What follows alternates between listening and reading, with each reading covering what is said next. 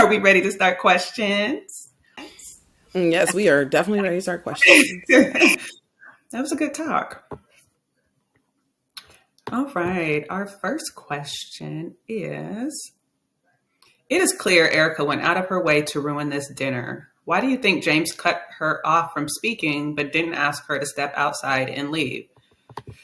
Well, he doesn't have that relationship with her. I think that's the biggest thing. He would have asked her, step outside. She would have looked at him sideways and cussed him out like, who are you talking to? You're not my dad, but you are my dad. But, you're not my dad, Um, yeah, so yeah, he didn't have that right, to ask her to step outside. She wouldn't have listened anyway. And it definitely would have triggered another demon in her, to rise up out and crash this party.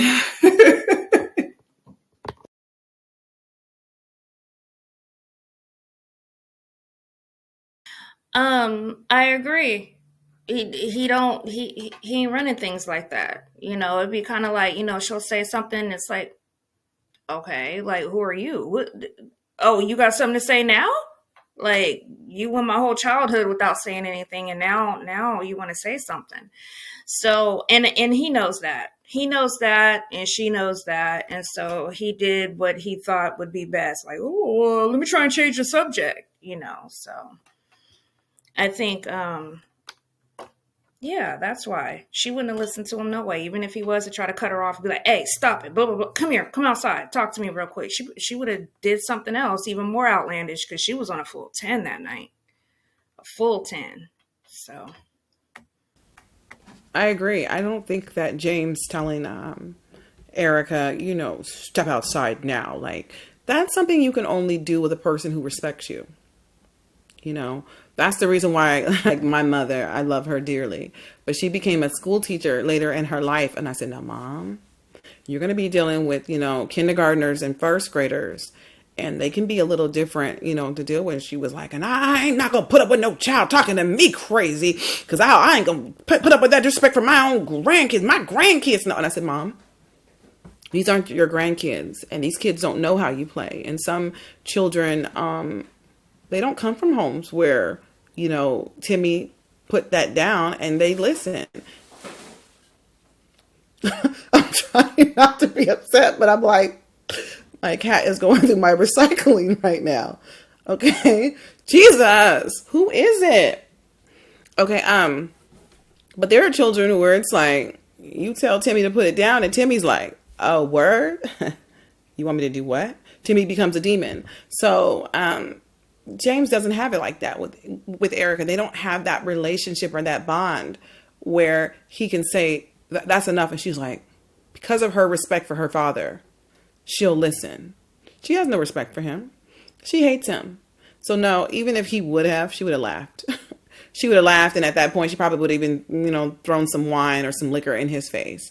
She would not have listened at all. So I think that, James, he did what he could do in the situation was he changed the subject. He just started talking. Oh, Malia, so where's Antonio at? Because he definitely brought up Antonio, which it was kind of like when he said that, everybody was like, Eva and Wendy were just like, oh, he didn't brought this fool's name up. Like, you don't even know what happened just 3 days earlier. Like, please. Because, this is, Antonio was at the graduation talking stupid. And, I'm seeing you with him and I'm just jealous. Why are you jealous? Because you're getting married in a month. Like, what? Why are you jealous, sir? You're getting married. Go on about your merry way. Go back to Susie. So it wouldn't have happened. He just tried to change the subject. And some people are like that. They just know some people are always going to cause a problem. And they have just learned to try to redirect the energy at the table. I'm not redirecting anything. I'm not going to be at tables with people who don't act like that because I don't know how to control myself and a fight will break out. Next question.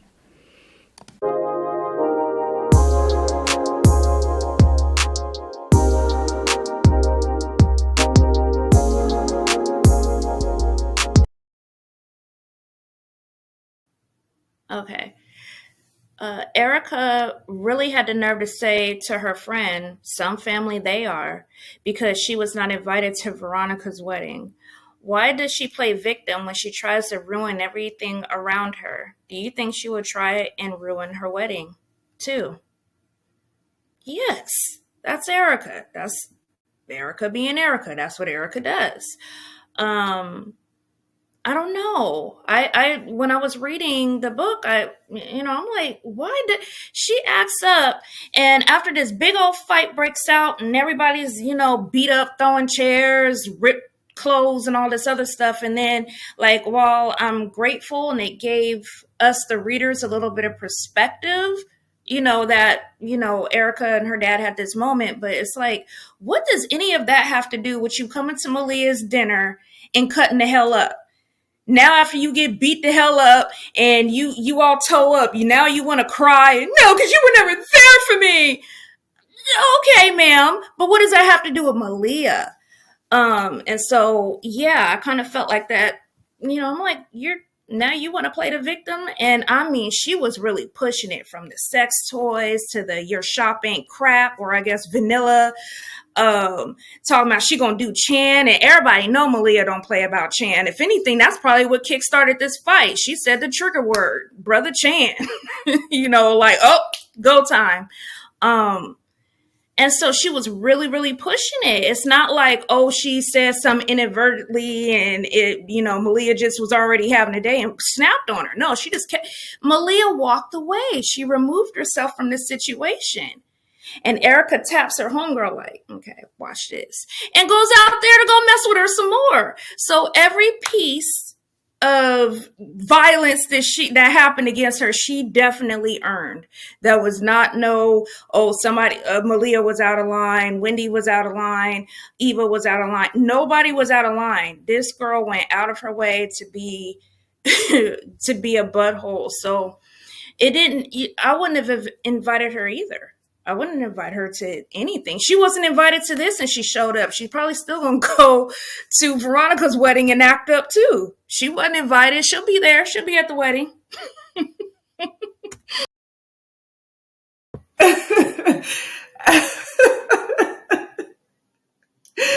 Well, I feel like there's a hurt little girl inside of Erica. And as much as she wants to be included in family events, she's still raging and screaming. That hurt and that anger and pain and she just wants to hurt them the way that the hurt that she's feeling. Hurt people. And that's the name of her game right now. She's not interested in healing. She's not interested in getting to the bottom of what happened. She doesn't want to be heard and understood. She just wants to hurt people. And unfortunately, that just seems to be Malia right now. So I don't know why she has it out for Malia so gung-ho. Well, we do know why. She's jealous of Malia because she feels like, she had a better life than her. So yeah, she's definitely going to ruin the wedding. And I think that they need to have security at the door. They need to have security for her. They need to have security for Mike in case he show up. And they need to have security for Chris. In case he bring his raggedy butt back behind. So, yes.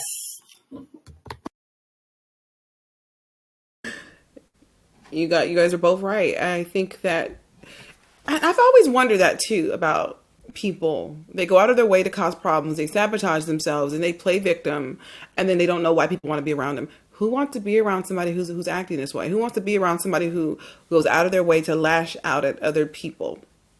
That doesn't make any sense. Nobody wants a party pooper around, right? So she definitely is not somebody to, to trust at all around anything that means something to you. Like Alicia said, she really turned it up at that, at the dinner table, talking about the sex toys and the lingerie, and gonna sit up there and say like, you're acting as if people don't, they don't F like, and then, James had to step in because she was just gonna blurt out and say it. And he was like, no, she didn't. So she went out of her way to cause problems. So I think that she would do so at the wedding. Absolutely. She seems to feed and thrive off of people paying attention to her. Some people need all that. Some people, they need to be in the room. They need to be in the room, They need to be in spaces that they're not wanted because they like the attention. Oh, nobody's going to tell me what to do. And then when you show up and you're disrespected, poor little me. Why do people do me this way? Because you did it to yourself. Like you're not protecting your own energy. You out here just putting yourself in harm's way. And it's not that anybody would attack her. I just feel like she's looking for people to, she's looking for people who won't put her in her place. Clearly she's not used to being around this group of individuals, her acting like that, and somebody saying, say that again, you gonna leave this table. She's used to being able to cut up, and there's grace given to her. She was raised by a drug addict, and her mother was a prostitute, and she was abused, and she was thrown out at the age of 16, and she was homeless. Like Alicia said, that doesn't give you a right to behave like that. What does that have to do with Malia? What does that have to do with this graduation dinner? From the moment she stepped into that room, she was being disrespectful. She was disrespecting Nana. She was, introducing Jaleesa to Papa. And she's like, this is Papa and his wife, not Papa and Nana. And, she goes out of her way to push people's buttons. So, no, you didn't get an invite. You're not going to get an invite. You need to stop crying about why you're not getting invited to different things. People don't like you, and you know why they don't like you. Okay. Stop trying to make people like you when all you want to do is show up and hurt them. Like, make it make sense.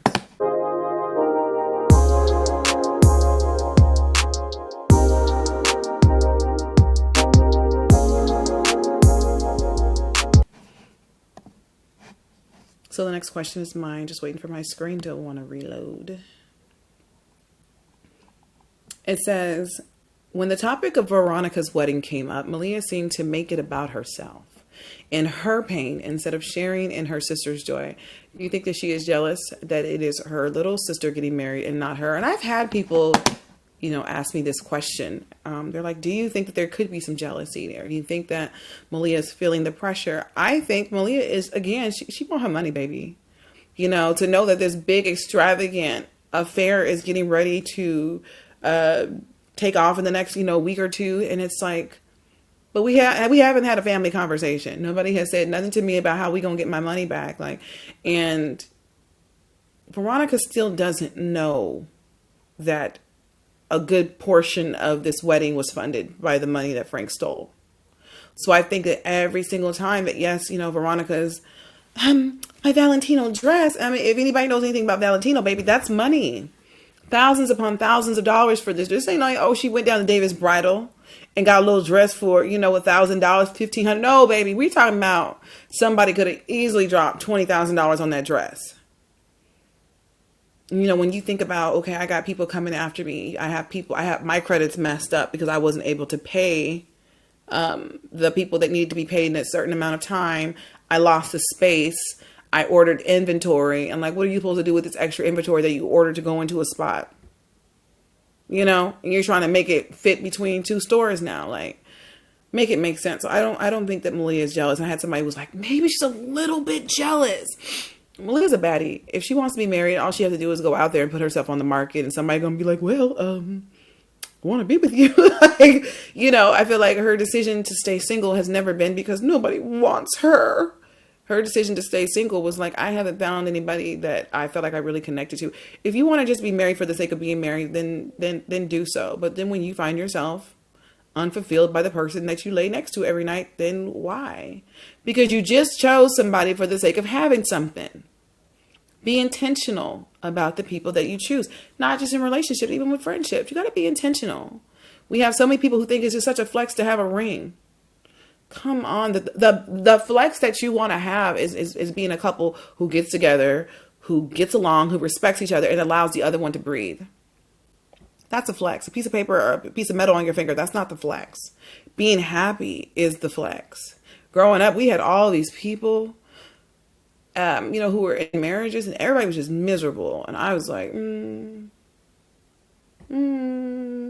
that's not a flex. Everybody in Rose City seemed to be mad. Frank seemed like he hates Sandy. He makes comments about how frustrated he is with her. She seems to always be thinking okay, I'm married to you, but I could really do without you. You have Nana and Papa who are constantly fighting. We are seeing all these dysfunctional relationships. Yet Malia is the one who's jealous because she wants in on that action. She wants in on the dysfunction. Malia wants in on true love. She wants in on hey, if I have somebody and we're friends, really genuinely friends, not just making up these terms. We're friends, and I'm not being treated as your friend. I'm being treated as a peasant in a relationship. No, that's what she's interested in. Okay, so y'all can keep the rest of that garbage and give her the realness. So no, I don't think Malia's jealous. I think Malia's irritated and angry that she was robbed. That's what I think she is. And it's hard to celebrate somebody when you know that you was robbed and nobody want to talk about that. I 100% agree. She is not jealous. She's irritated because her dad stole her money to pay for all that jazz that she up in here talking about, and she don't want to hear it. This is her graduation day. This is her moment. This is her time. This is her dinner. I don't want to think of. I don't want to think of. Malia doesn't want to think about all that stuff that is going on. And honestly, she has no reason to be jealous. It's her money. She could have easily been petty. I wouldn't even say been petty because it would have been in her right. She could have shut all that junk down. And because if it was me and my father stole my money, I'm sorry. I'm calling a family meeting. This is what you're not going to buy. This is what you need to return because I need you to run me my money back because I got this store opening and I got people to pay. I'm sorry. I will contribute. I might donate a portion to your wedding, but baby. No, boo-boo. This is what we're not going to do. So Malia, she has no reason to be jealous. And she could have really shut that whole wedding down and told them what they could do with it. So I don't know who told you that, but that's how I feel about it. I agree. The money is way more important in this, situation than the wedding. It's like, and then do you think she's jealous that it's her little no, she could have been married to Mike. She got Mike or whoever else in Rose City. Right. And Antonio still want her. She got brother Chan. She got Chris's crazy butt. Like, I'm not saying like, that these are like top choices, but I'm saying you could, yeah. She ain't jealous. If that's the life she wanted, that's the life she could have had. This isn't why couldn't it be me? No, she doesn't want that. That's why you guys are at her graduation. And well, it is her graduation. I don't know why I did that in quotations, but I mean, you guys are at her graduation dinner. This is what she wanted to accomplish. She's not worried about a wedding. She's getting her education. She's getting her bag. And somebody had already dug into that bag. And she's like, yo, where's my money?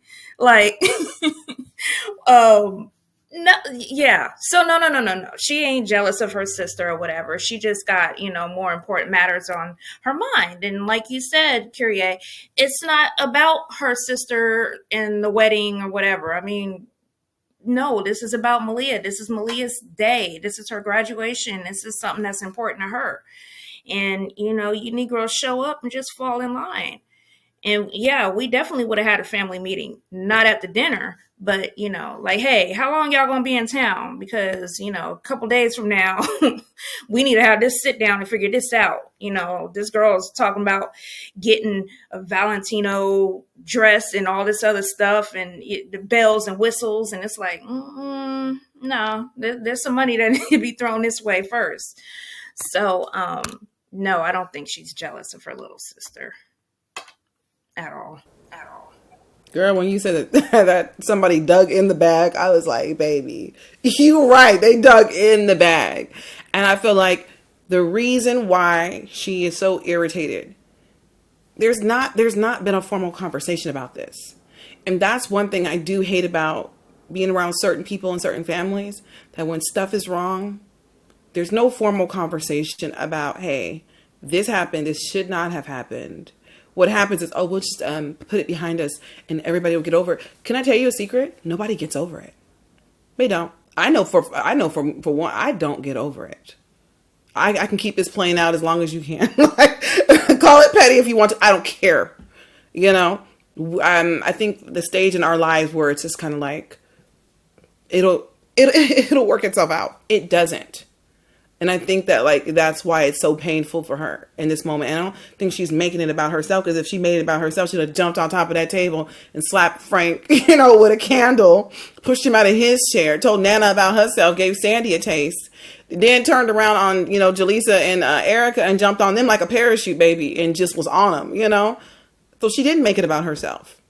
But there is a tension that every time that this subject is brought up, Malia's like, here we go. It's a constant reminder of what was done to her. So I feel like in order for her to deal with that, she really needs to have that conversation. And I know she probably feels like she's at a stage in like her sister's getting ready to get married. So it's like, well, this is probably like the best time to bring it up, you know? But at the same time, it's like, you're going to keep having these feelings until you address this. Where has everybody been? So Sandy, you ain't said nothing to nobody. Like y'all just, you know, and again, it's to keep up appearances. People act here acting like they got it when they don't.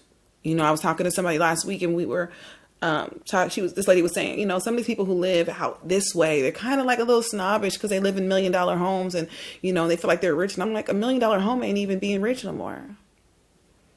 I'm sorry, like, you know, this is not the 90s, it's not the 80s, and the show is not the 70s. Money is different nowadays. And so maybe it just takes a lot more to impress me. I just was like, just because you live in a house that's $800,000 and you out here thinking that's a flex, like, you probably have a nice home. I'm not going to doubt that. But to me, it was just like, you have attitude behind that? Like, I was kind of like, baby, I'm thinking on billions. Like, you out here thinking on, you know, 1.2 million, you know. I'm thinking, like, how can we get this network up to 1 billion? Like, what can we do? What can we do, folks, right? Well, maybe I was just kind of like, just the arrogance and the pettiness of people that I was just like, okay. But there's this standard of life that they're trying to keep up with, and they don't have it. So now you're keeping up with the Joneses. You have resorted to robbing your own child to keep up with the lifestyle that you say you're against, Frank. Frank looks down on the Rose City lifestyle. He looks down on that, but he feels the pressure too. He constantly feels like he's not good enough for Sandy. He constantly feels like people are looking down thinking, you know, Sandy really could have married better. Listen, she didn't leave you. So who cares what they think at this point? I mean, y'all have been married clearly close to 30 years. Who cares what those people think about you? You know, at the end of the day, that's still your wife. So he constantly looks down on this way of life, yet he was willing to gamble away all this money that he didn't have and then come back and steal it and then have to go to the triad and borrow money. And that's how Chan is now involved in the situation. Like, Frank has created a trifecta of foolishness. He did that. But he wants to look down the way of life of other people. Sir, you need to get yourself together because you caused all this. But yeah, he needs to be aired out. Like, some point Malia should have gone to Veronica. I know your wedding's coming up and I don't want to be a sourpuss, but baby, he stole my money to fund them doves and that harp, you know, that's going to be played, like them saxophones. I'm paying for that. Like, and then it makes me wonder to myself, like, how much money is being paid out for this? If her family split in half the bill and his family split in the other half of the bill, you guys are having probably close to $1 million wedding here. Is it really necessary, especially with divorce rates being as high as they are nowadays? Like, this is like, I don't think you want to do that, but they're definitely trying to keep up with this look. So that's my take. You know, and I was thinking, some of that money probably went towards bills and stuff too at the house, you know, and Sandy probably got her hands on some of it too. And that's why she ain't said nothing either. But yeah, next question. Sandy's guilty too. Yes, she is. Exactly. Exactly.